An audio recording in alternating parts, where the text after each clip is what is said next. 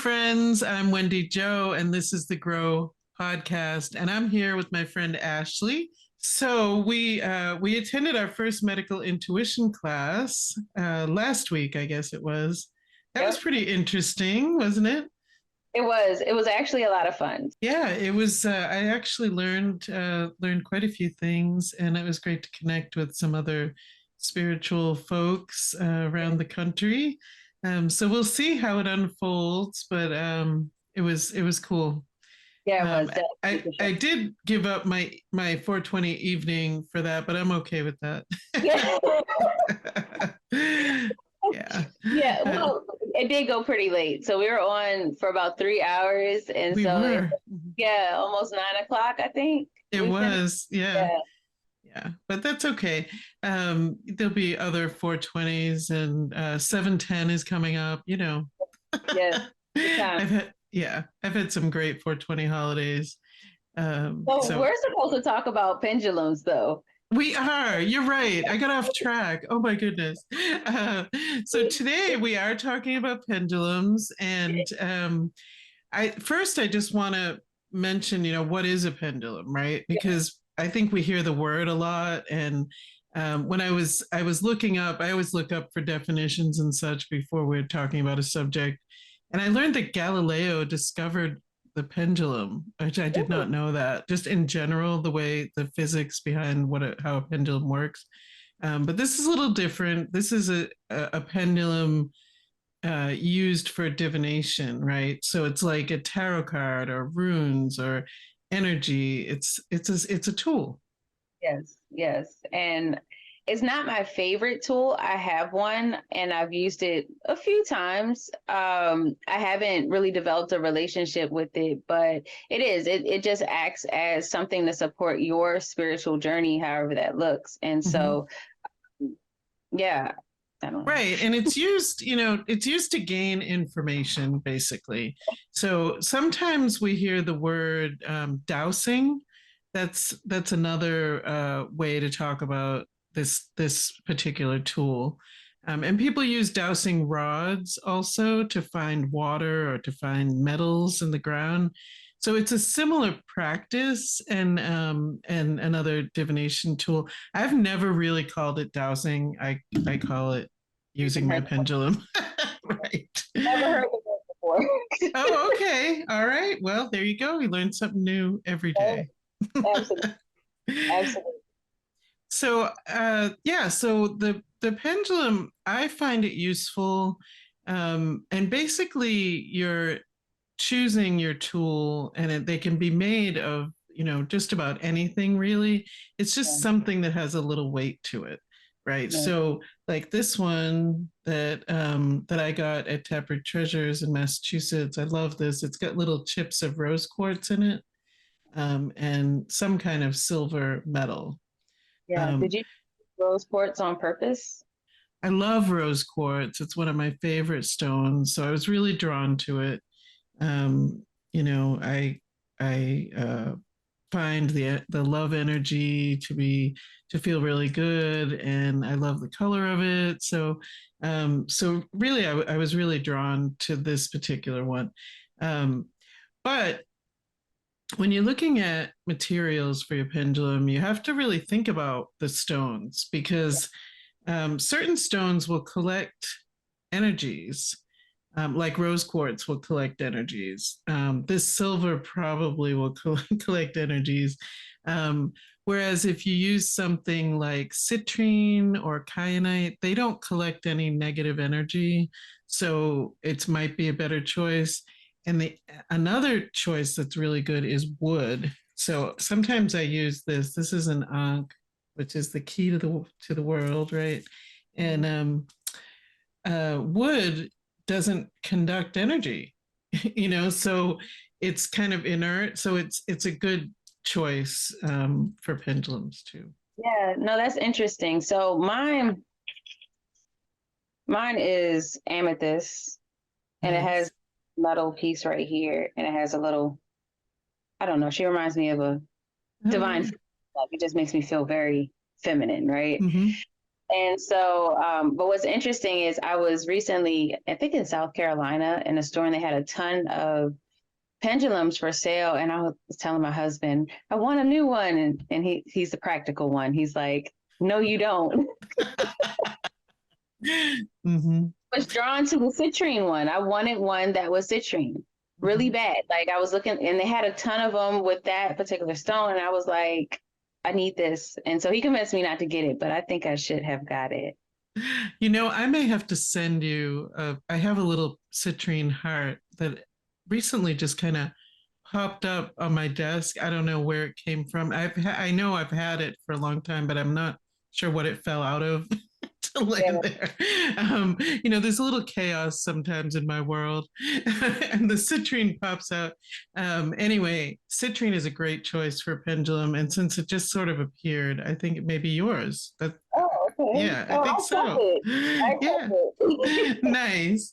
And yeah, and you don't have to cleanse citrine, which is Mhm. nice. So, a good thing to do when you first get a pendulum, if it's not citrine or kyanite, especially, or wooden, is to cleanse it. And there's different ways you can do that. You can just sit it outside in the sun all day. That's just a simple way to do it. If you really think it collected some negative energy, though, I would sit it in some sea salt outside for 24 hours, and then you should be good. And do that every now and then with it because it will collect energies. Yeah, there's different ways to do it. So that's one way. I've always done the sea salt thing, but some people say to stick it in the earth for 24 hours outside. Some people say to put it under the new moon. People have all kinds of ways that they cleanse things. Yeah, so that's what I was gonna say. That's interesting that you do the sun, and I do the moon. So I leave it out overnight, and I have a crystal, like it's supposed to be a candy dish, I think, but it's made out of crystal, and I have all of my stones in it. So I have a ton of them. I have crystal, I have rose quartz, I have lapis lazuli, all in a jar in that little, Nice. and I'll put this with them, and I'll put sea salt all in them, and then I'll set them outside to cleanse, and then I'll wipe them down after they're done, Hmm. and I meditate with them while I'm cleaning them, and then I bring them back in, and they sit in the jar in the crystal container. Wow, that's great. That's kind of like a meditation in itself. It's a Yeah. practice. Um, yeah, well, I'm a sun sign, so you Okay. know, I, But I yeah, didn't want to get too like too far mhm, into it. But I was gonna say, I just learned that you're a Leo, and so mhm, to me that makes sense. yeah, yeah, for sure. Um, so I think if when you look at different pendulums in a shop like you did, the best way to choose one is just choose the one that you're drawn to. Mm. Whatever is kind of calling you. Like when I went into this shop, um, I was really drawn to this rose quartz. I love the chips, so it's like broken up in that little glass vial. And there's just something about it that I was like, that I have to get that, Um, yeah. Yeah, I had a similar experience where I wasn't even looking for a pendulum, but for some reason I love this one, and I was like, I need this. And my husband hangs out with me all the time, so we were in the store, and I'm like, I want this one. That time he didn't tell me no because it was my first one, and so, I got it. And so, if you know anything about me, purple is my color. My birthday is in February. So, amethyst, has always resonated with me. My favorite color, even as a little girl, was purple. And so, like, it just felt like that's what I needed to have. Yeah, it felt like it was yours, right? That's how I felt about this one. And so I think, we sometimes have to listen to ourselves. But if it's too expensive or money is an issue, you really can take a washer and hang it on a string, as long as it has a little weight. What are those, like 5 cents at the hardware store? And use that, for your pendulum. You might want to cleanse it. It's probably been sitting in a pile of other washers. Or if you have a necklace that you like, or some piece of jewelry, just cleanse it and start using that. Yeah, yeah. I think to do something is better than to do nothing. And, the cutesy things that we purchase some just make us feel good, I think, but to get the benefit of it, you don't have to have all that. Right, for sure. And we will be right back. That's my pendulum, y'all. So they say a pendulum is a tool for divination. Some people use it as spiritual guidance or help make decisions, asking questions, or even cleansing negative energy. I think the key word is tool though. Not everybody uses every tool the same. And I personally think that you have to build a relationship with the tool. Any tool, that is. Have you ever used a pendulum? And we are back. We are talking about the pendulum today as a spiritual tool. So I think we should probably talk about how to actually use it and what's happening when you're using it.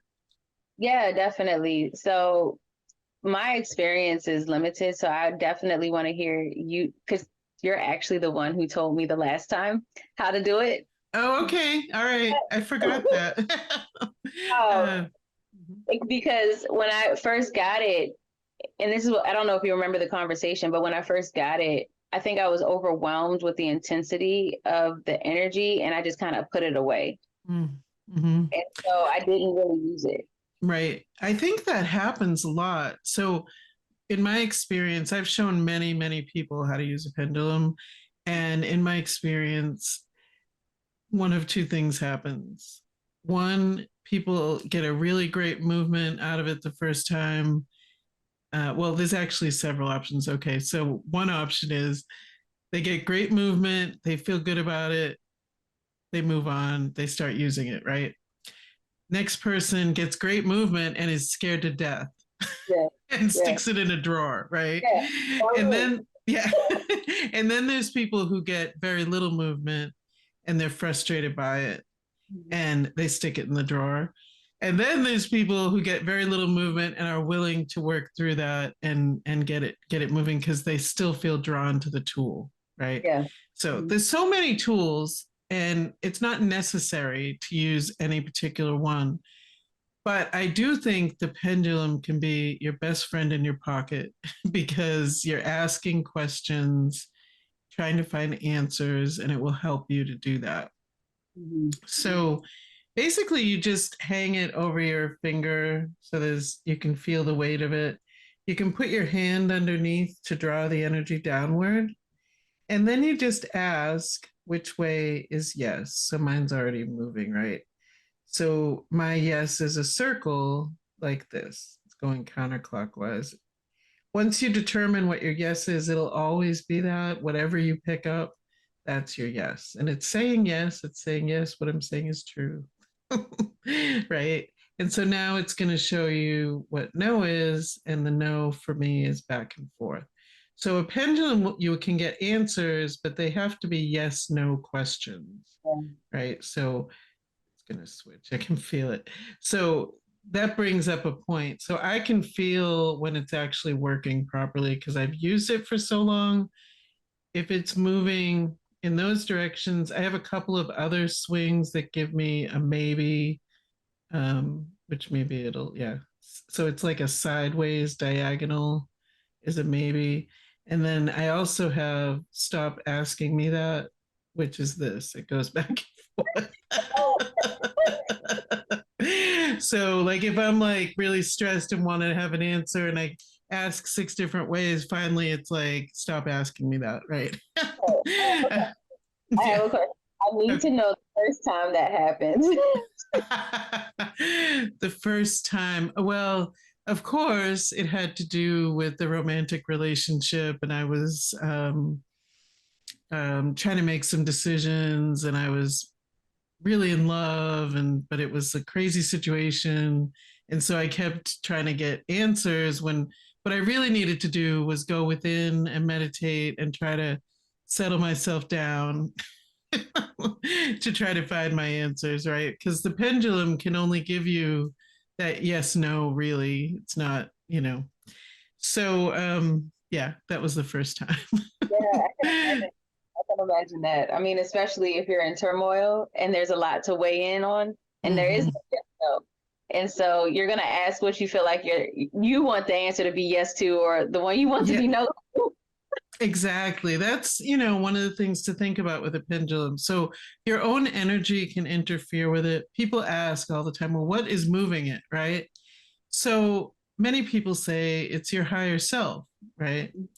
And that's fair. That may be what it is. I think that it's your spirit guide that's moving it, the energy coming down in from the back of your head down your arm, making it move. Yeah, Um, so, however you look at it, it's energy, and it's meant to help you and give you answers. It may not be the answers you want, and your own brain can interfere with it because it's energy, right? So, if it's really emotionally sensitive, I don't recommend using a pendulum. You know, yeah, use cards, maybe, or meditate, or go and see someone else to ask your questions, because your own head will interfere with the movement of the pendulum for sure. yeah. And I feel like with any of our practices, intention is important, Mhm. and even the subconscious intention that we don't really recognize needs to be cleansed out too, in order for any of the tools, but specifically the pendulum needs to be able to give, you know, an accurate response, right? Right. Like you can't get in tune with your higher self or spirit if you have a lot of subconscious clutter. Right. And so these tools, all of the tools work better and better the more you clear your past, grow your character, grow in love. The more you do those things, the more your channel isn't gummed up with all that other stuff. Yeah, And so then you can, whether you hear a voice or use the cards to as a tool to get information, or the pendulum, it's gonna the messages are gonna be much clearer, and you will feel more confident too. So it really takes you being willing to work on yourself to use the tools properly. yeah. And that's why that conversation about healing your inner child was so important. What was that, episode 2 or 3? I think three. I think. Yeah, Yeah. somewhere around there. But we did do an episode on healing your inner child. That's why it's so important to begin to work on that, because as you start to introduce different tools into your practice, you want to be able to have like a solid framework for setting intention, a solid framework for how you interact with spirit or your guides or however you define them. Absolutely. And if you're not having a great day and you're looking for answers, that's not really, to me, that's not a time to use the pendulum, Yeah. because it'll be unclear whether you're getting solid answers. However, if you have done some work on yourself and you're growing and more open, and you've been using it, so you can really feel in your arm when it's working properly. Mm. It's hard to describe, but like mine is turning now, and I just get this different kind of buzz down my arm that I don't get if my shadow self is interfering or my own brain is interfering. It doesn't feel the same way. Yeah, yeah. And I think the other piece of it is trusting your intuition too. Mhm. So knowing that that feeling is unique to this experience you're having with the pendulum, you have to trust it, right? And I think that's part of some of my personal struggle is trusting my intuition when it comes. So if something happens or if I feel the pendulum moving and I'm questioning, I'm like, oh well, did I do it myself? Did I make it go to the right? Did I, Right. like, did I do that? Hmm. I understand. Yeah, for sure. And if you're unclear and unsure, put it down and Yeah, come back to it. Maybe do some meditation, use other tools, and then you come back to it when you're feeling a little better. yeah, But as I said, it really can be your best friend in your pocket. You can ask. I used to use it all the time to find out if people were telling me the truth. mm, Especially years ago when I was doing some spiritual work with people, and I would just kind of like hang it there and ask, like, is this, because people aren't always honest with themselves, never mind with another person, right? Right. So it kind of like gives you, your connection to your spirit guide to get that information. It's like a telephone line to me. So spirit's on one end, your guide is connected to spirit and then connected to you. And Yeah. that makes sense to me because I feel like the wisdom and energy fully of spirit is so enormous that they kind of need that intermediary. Yeah. That's how I Yeah. think of it. No, I love that. And you're right. Like I I never looked at it that way specifically, but it is a connection. It's part of this physical realm for us to have this spirit around us at all times, and it's expansive and it's infinite and it needs to be able to be channeled through the vessel, which is our physical body. And so I think it shows Yes, up differently for everybody, but we all got a physical body to work with. So right. Yeah, I love that description too. And we will be right back. Have you heard of the Cannabis Nursing School? It's a place where cannabis nursing, entrepreneurship, and spirituality meet. The High Align Tribe is waiting for you, and it's so easy to find. CannabisNursingSchool.com. Hey there, friends. If you're an intuitive like me, you have thoughts and feelings about your own health and sometimes the health of others. What you're dealing with is medical intuition, but you probably don't know how to harness it. Hey, I met this wonderful woman named Gina, and she's doing a training on medical intuition with her company, The Heal World. Let's face it, there's lots of people getting sicker and sicker, and they often don't find answers with mainstream medicine. We have lots of technology, but we're missing the key: medical intuition. If you'd like to learn more, you could email her at gina@blisslife.com or give her a call at 352-888-2100. The Heal World. And we're back with the Grow podcast. This episode, we're talking about the pendulum as a tool. And I thought maybe in this last segment, we could talk about some experiences we've had with it. So, Ashley, you were saying when you first used it, you kind of got a little scared or put it down. yeah, yeah. So I was really excited when I got it.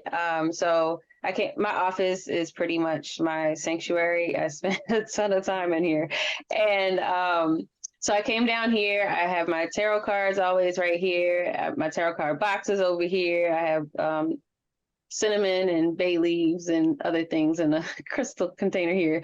And so anyway, I came down with my pendulum, and I just sat with it. I cleansed it first, and then I sat down with it and, just tried to see what was what. And I wasn't looking for anything specific. I just wanted to see if it worked, right? Like if I would pick it up and it just be like, yeah, go. Uh-huh. And so I just asked silly questions, like, or what I felt like were silly questions, like, am I wearing a blue shirt? Am I, Uh-huh. did I walk outside today? Like really silly questions just to see if I would get the accurate answers that I was looking for. And it showed up accurate every single time. And it was like it felt like a really strong swing. But like I was saying in the last segment, I didn't really I was like, well, am I making it move? Like, is it a subconscious moving thing? And so I spent a lot of time after that doing a lot of research on it, but I never went back to pick it up. Oh, interesting. Yeah. Yeah. So that's great. That's exactly what I recommend to people. Start with really concrete questions that you know the answer to, that are really simple, because then you kind of get the feel of the swing, and that reaction is a common one. Well, wow, these were all accurate. What is this? Right? What is going on? Um, but I think that by doing that, sometimes people also just gain a little confidence, and then they can ask other questions. Um, so I have a story from a friend of mine. She's passed away now, but she actually did quite a bit of healing work with me years ago, and was one of the people that introduced me to the pendulum. And so this is her story. Her name was Chris Thompson, and she was just amazing. So she used the pendulum in a little different way, and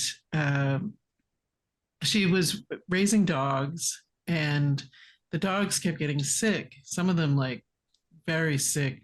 One or two died, and she would keep them in a pen outside. And she's lived in Scotland at the time. And anyway, so one night she had heard a voice for a long time, so she was familiar with that.